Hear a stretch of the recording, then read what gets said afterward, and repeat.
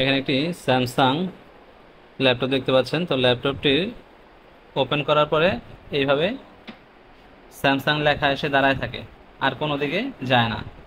বুট মেনুতে প্রেস করলে হ্যাং করে। দেখেন এখানে যদি আমি F2 প্রেস করি, এই যে প্লিজ ওয়েট লেখা আছে, প্লিজ ওয়েট, কিন্তু কোনো দিকেই মুভ করে না। ওকে, তো আমরা এখন এটার যে হার্ড ডিস্কটা আছে, হার্ড ডিস্কটা খুলে দেব প্রথমত। তখন দেখব যে আমাদের বুট মেনু বা অন্যান্য ফাংশনগুলো কাজ করে কিনা।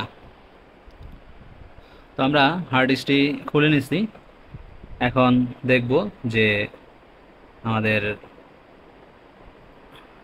কম্পিউটারটি অন হয় কিনা। পাওয়ার F2 প্রেস করি। এখানে F2 প্রেস করার সাথে সাথে কিন্তু আমাদের ডিসপ্লে চলে আসছে। ওকে, তার মানে হচ্ছে যে আমাদের সম্ভবত হার্ড ডিস্কটাতে প্রবলেম আছে। হার্ড ডিস্কটার কারণে আমাদের কোনো ফাংশনই কাজ করতেছিল না। তো আমরা অন্য একটা হার্ড ডিস্ক দিয়ে এখন দেখব যে উইন্ডোজ নেয় কিনা। তো আমরা নতুন একটি হার্ড ডিস্ক লাগাইছি এবং এখানে আমরা দেখি বুট মেনু আসে কিনা।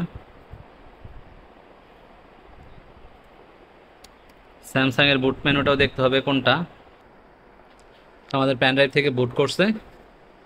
তো আমরা এখান থেকে উইন্ডোজ দেওয়ার চেষ্টা করি 10।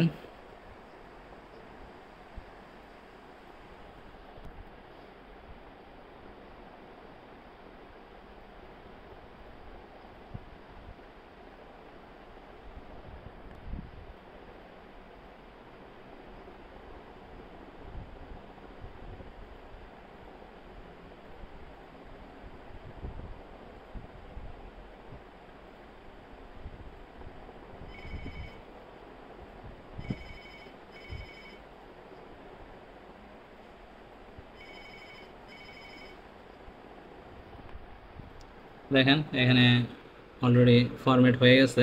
তো আমরা এখন জাস্ট নেক্সট দিলেই উইন্ডোজ চালু হয়ে গেছে। তার মানে আমাদের ওই হার্ড ডিস্কটা যে আছে, এই হার্ড ডিস্কটাতেই প্রবলেম আছে। হার্ড ডিস্কটা চেঞ্জ করলে আমাদের প্রবলেম সলভ হয়ে যাবে। ধন্যবাদ।